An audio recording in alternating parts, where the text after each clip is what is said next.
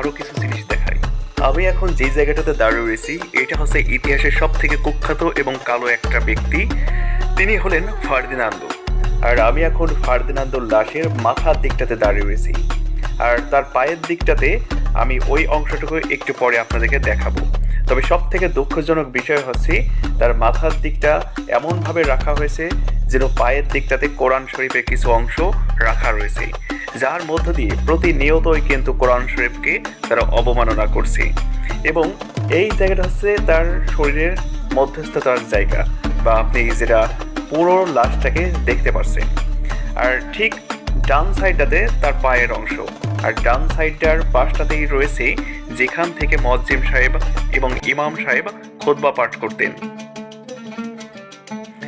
আপনারা যদি এবার লক্ষ্য করুন তাহলে দেখতে পারবেন তার পায়ের দিকটাতে পবিত্র কোরআনের সূরা ইয়াসিনের কিছু আয়াত রাখা রয়েছে, যেটার মধ্য দিয়ে কিন্তু সর্বদা তারা কোরআনকে লাথি মারছে বা এমনটা কিছু বোঝানোর চেষ্টা করছে।